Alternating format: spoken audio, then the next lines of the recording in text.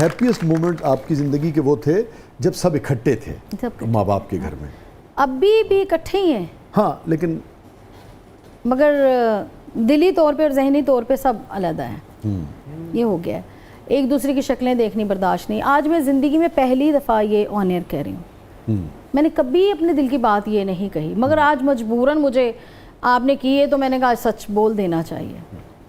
और इससे क्यों है? सारे लोग शायद सीखेंगे, उन्हें एहसास होगा कि बहन भाई भी एक दूसरे से बहुत एक्सपेक्ट करते हैं और उनको भी ऐसी सीने से लगा के रखना चाहिए जैसे अपनी औलाद को या दूसरे रिश्तों को। ऐसे ही मैं कह रही हूँ कि सारा सबसे गमगीन लम्हा आपकी ज़िंदगी का जो माँ मेरी जब चली गई थी दुनिया से, क्योंकि माँ भी और मेरी बड़ी बहन भी, ये रिश्ते ऐसे, मेरा बड़ा भाई, 3 लोग आपकी ज़िंदगी से, और माँ तो जाहिर है वो तो एक बेलौस रिश्ता होता है। हाँ। क्योंकि मेरी माँ ने बड़ी मेहनत की मेरे में, बहुत ज़्यादा। तो आपका ये जो उरूज था, उन्होंने आप कह रही हैं कि बहुत आपके साथ मेहनत की शाहजी कि आप सीख जाएं, तो मगर फिर जब आपको उरूज था वो देखा उन्होंने? अरूज इतना अरूज देखे उन्होंने कि मेरी माँ संगम चूड़ियाँ, मतलब मैं गाना करके तो कैसेट में लेके आती थी स्टूडियो से ना, मैं करवा के, तो मैंने कहा ना उनको, भट्टी साहब को या वो सईद साहब को, सबको मैंने कहा ये गाना कर दो मेरा, जो भी करवाते मैं कैसेट में लेके आती। तो मैंने घर लेके आके मैंने अम्मी को सुनाना, अम्मी जरा सुने, चूड़ियाँ का गाना करके आई तो मुझे कहती है ए तेरा गाना जो है ना उड कोठो तो कावा गली गली च बजेगा, ये मेरी माँ। तो ऐसा ही हुआ। फिर मुझे एक वक्त याद आया, मुझे कहते हैं, जाहिर है हम आर्टिस्ट सिंगर लोग, हमें बहुत बहुत बड़े लोग, सदर भी बुलाते हैं, वज़ीर आज़म सब बुलाते हैं भी, हमें ज़ाहिर प्रोग्राम उनके घरों में होते हैं, सब बुलाते हैं, सब सुनते हैं अपने घरों में खुशियाँ जब होती। मुझे एक टाइम याद आया, मुझे कहती हैं, बीमार थी हॉस्पिटल में, तो मुझे कहती हैं कि तुम सायरा बादशाह तुम्हारे कदमों में बैठ के सुनेंगे।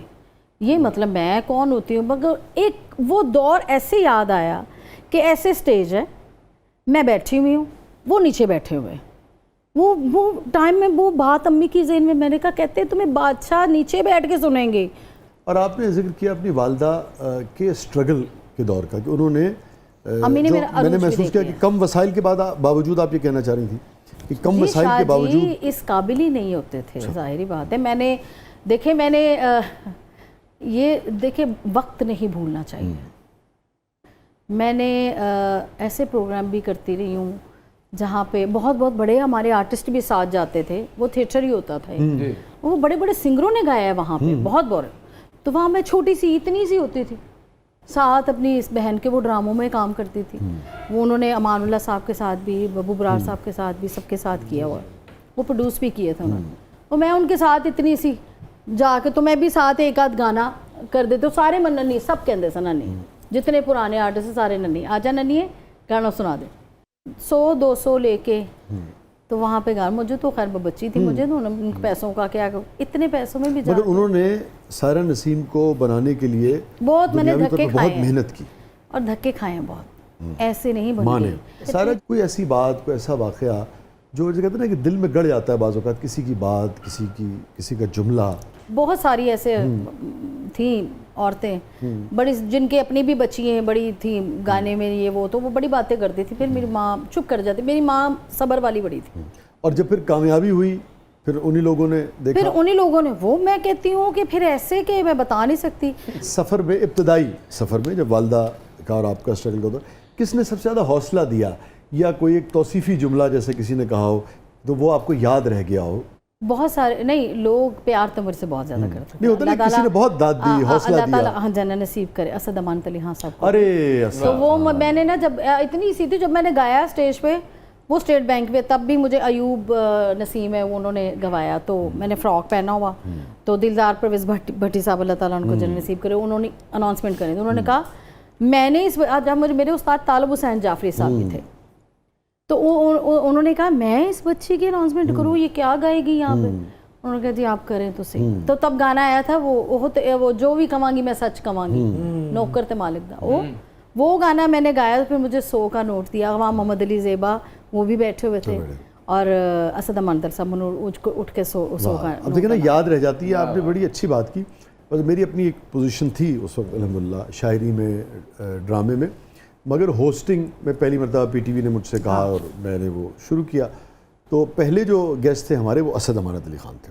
वाह। और असद का उस वक्त नफीस, वहाँ क्या बात एक है डंका बजता था, यानी कि असद को देखने के लिए लोग दीवाने थे। मुझे आज भी याद है। खूबसूरत खूबसूरत। और उस पूरे प्रोग्राम में लाजवाब मेरा जो कि पहला लाइव 2 घंटे का सारा लाइव शो था वो। अच्छा, इस दिल के और असद पहले गेस्ट थे। वाह।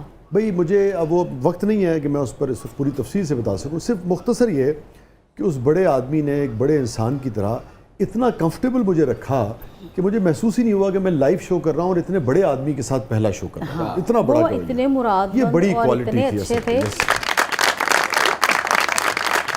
तो मुझे आपने जिक्र किया तो असद से पता नहीं क्या कुछ याद क्या है। अल्लाह बात ताला है। उनका एक गाना बड़ा अच्छा गरीब था, के मैं रहो। तुझे दिल से प्यार करता हूँ। हाँ, मैं तुझे दिल से प्यार करती हूँ। उन्होंने करता क्या नहीं, मैं करती हूँ। तू मुझे जिंदगी से प्यारी है, मैं तुझे दिल से प्यार करता हूँ। वाह। तू मुझे जिंदगी से प्यारा है।